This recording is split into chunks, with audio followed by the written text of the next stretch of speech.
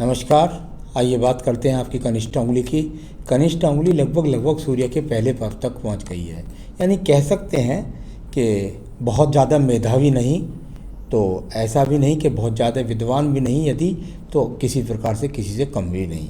तो कुल मिलाकर के ये वो उंगली है, सूर्य की उंगली के साथ चिपकी हुई है, यानी कह सकते हैं आपके पास में निश्चित रूप से अच्छी बुद्धि है, अच्छी याददाश्त है। परंतु व्यावहारिक पर्व पर जब ये सेकंड पर्व पर ये कट्टम की निकाएँ हों और नीचे बुध पर्वत पर भी ये माइनस की रेखाएं हों, तो वर्तमान में और अब से लेकर 9 मंथ तक ये रेखाएं रह सकती हैं। अगर आगे भी रखती हैं तो आपको अपने व्यवहार से सावधान रहना होगा, यानी आपके व्यवहार के द्वारा आप दूसरों को प्रताड़ित करते रहेंगे। साथ ही साथ धन पर भी माइनस है, तो यानी कुल मिलाकर के अब से लेकर 9th मंथ तक आपको धन के आगमन में भी कुछ कमी का सामना करना पड़ेगा। अब बात करते हैं यश के पर्व की। यश का पर्व आँखों के रोग के लिए, हड्डी के रोग के लिए इस पर्व को देखा जाता है, जिससे हम उन्नति के लिए, यश के लिए, सम्मान के लिए आप तय करते हैं। तो ये अपने आप में इंडिकेशंस ठीक हैं, यानी कुल मिलाकर के आपके जो क्षेत्र है उसके अंदर आपका यश मान सम्मान भी है, इस प्रकार को दिखलाने वाली। साथ ही साथ जब ये गैप आ जाए तो ये वो गैप होता है जो पिता की व्यक्ति सेवा नहीं कर पाता, एक बात। दूसरा, भाई बहनों के साथ संबंध वो अनुकूल नहीं रह पाते।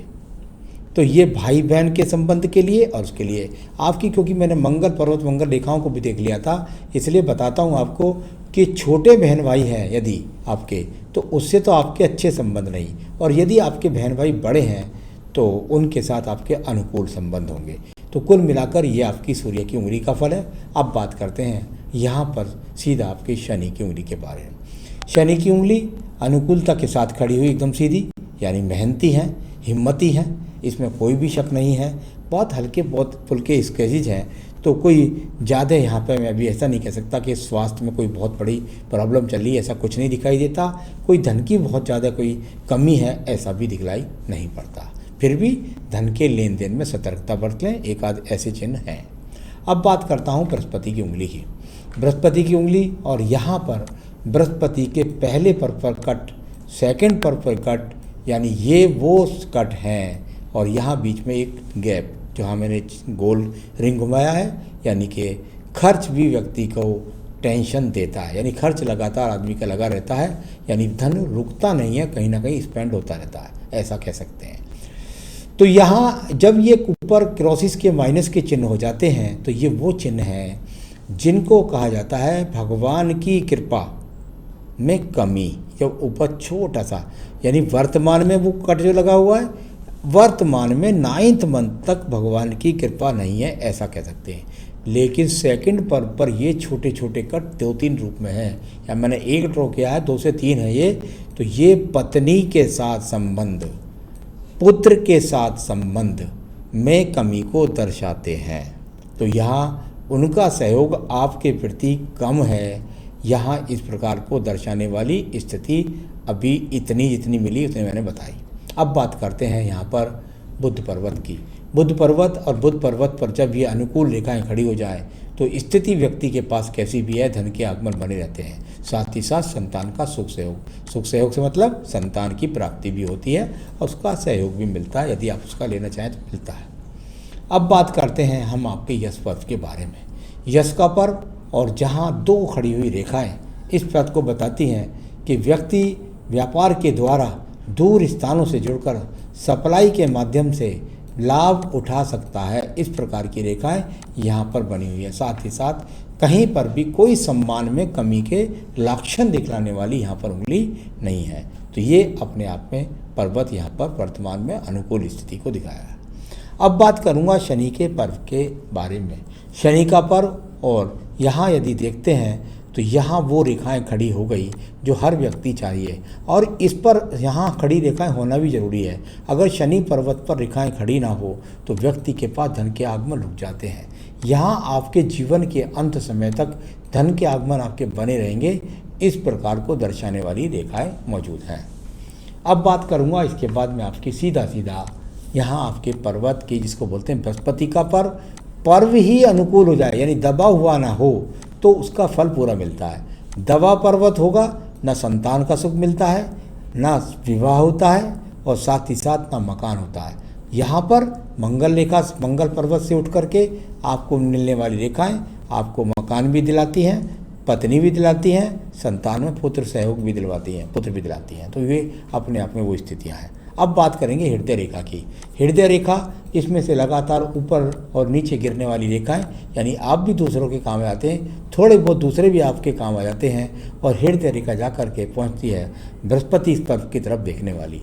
साथ ही साथ इससे नीचे गिरने वाली जो रेखाएं हैं, जब ये ज़्यादा नीचे की तरफ गिरने लगे और बुद्धि रेखा से संबंध बनाती हैं तो पत्नी के साथ संबंधों में खराबी को भी दर्शाती हैं। तो ये इस प्रकार से पत्नी है। इसके आगे वाले जो एक्स हैं, इनको ईश्वरीय कृपा के चिन्ह माने जाते हैं, यानी ये एक्स अगर बने तो आप ऐसा कह सकते हैं कि भगवान की कृपा आप पर किसी न किसी रूप से हमेशा बनी रहती है।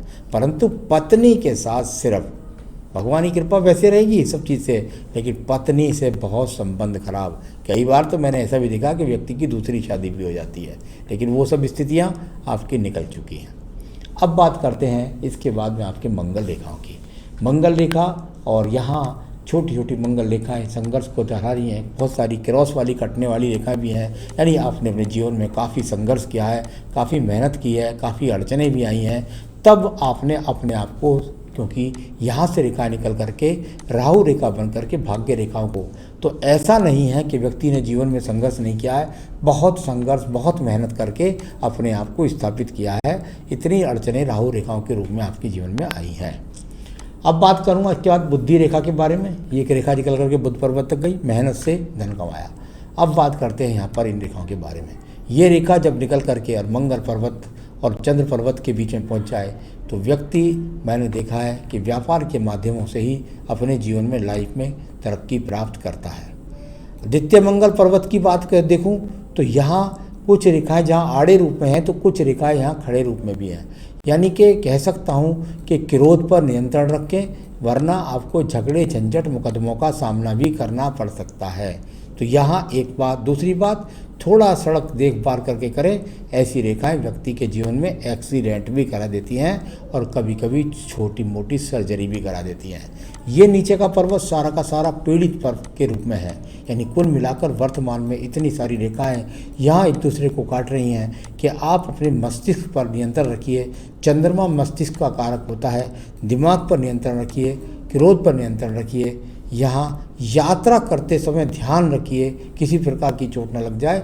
ये सब चिन्ह यहाँ पर बहुत अच्छे चिन्ह के रूप में नहीं है, स्वास्थ्य की स्थिति और मानसिक स्थिति के हिसाब से। अब बात करता हूँ आपकी व्यापारिक रेखा के रूप में। जब व्यापारिक रेखा शुक्र पर्व से निकलती हैं तो कई बार तो व्यक्ति को पैतृक पक्ष का व्यापार भी मिल जाता है। अगर ऐसा नहीं होता तो पैतृक संपत्ति अवश्य मिलती है। साथ ही साथ ये सपोर्टिव वो रेखाएं हैं जो आपके जीवन के अंदर व्यापारिक रेखा, यानी मंगल रेखा से निकली, बुध पर्वत को गई, साथ ही व्यापारिक रेखा, यानी जहाँ पूरा हाथ लगातार व्यापार की स्थितियों को ज़्यादा दिखलाता है। उसमें संघर्ष काफ़ी किया है, क्योंकि वो सरलतापूर्वक व्यापारिक रेखा नहीं चल रही हैं, उसमें अप डाउन बहुत स्ट्रगल, ये सब चीज़ें नज़र आ रही हैं। अब बात करते हैं आपकी भाग्य रेखा की, जहाँ मणिबंध से एक भाग्य रेखा निकलती चलती है। मैंने पहले भी बताया था, मणि रेखा बंध से रेखा निकल करके चले तो व्यक्ति को पैतृक परिवार का यदि कोई व्यवसाय है तो उसको व्यक्ति चलाता है। इसके साथ ही स्वयं की मेहनत से भी आपने अपने आप को, कर्म से, मेहनत से आपने आपको तैयार किया है। आप यदि चाहें तो अपने जीवन में पत्नी से आपने यदि कोई सहयोग लेना चाहा होगा तो वो निश्चित रूप से आपको सहयोग भी मिला होगा। इसके बाद बात करता हूँ आपके, मैं यहाँ सीधा शुक्र पर्व के बारे में। इससे पहले मंगल रेखा शुक्र पर्वत पर देखिए, ये कवच रेखा आपको मिली हुई है। ये वो रेखा है जो आपको हर मुसीबत से निकाल करके जीवन में बाहर लाई, यानी कि जीवन में स्ट्रगल या करने की अगर हिम्मत किसी को दी है आपको, तो वो इस संजीवनी मंगल रेखा ने आपको दी है। यहाँ आपकी बात करता हूँ आयु रेखा की, बिल्कुल जाकर के मणिबंध के अंदर तक चली गई। 80 वर्ष की आयु रेखा भी यहाँ पर मौजूद है। तो चलिए ये सब हो गया। अब थोड़ा केतु पर्वत को देखता हूँ। शुक्र पर्वत को देख लेते हैं पहले। ये शुक्र पर्व है आपका, और शुक्र पर्वत को देखूं तो सामान्य संसाधन के हिसाब से ये ठीक है, बहुत अच्छा नहीं है। तो ये रेखाएं जो आपको ऊर्जा देने वाली रेखाओं के रूप में है और आपको भाग दौड़ करा करके इसने ये सब कुछ दिलवाया है, तो वो आपके पास सामान्य संसाधन के हिसाब से ठीक है। संतान रेखाएं आपके हिसाब हाथ में चमक ही नहीं रही हैं। राहु स्थान से अचानक लाभ की रेखाएं, लॉटरी योग, ऐसी रेखाएं जहाँ कुछ रेखाएं थोड़ी खड़ी हैं, इनको कह सकते हैं यहाँ लॉटरी योग नहीं, इसको कहते हैं कि अचानक से किसी व्यक्ति के साथ संबंध बन करके धन लाभ या कभी कभी थोड़ा बहुत शेयर मार्केट के द्वारा लाभ।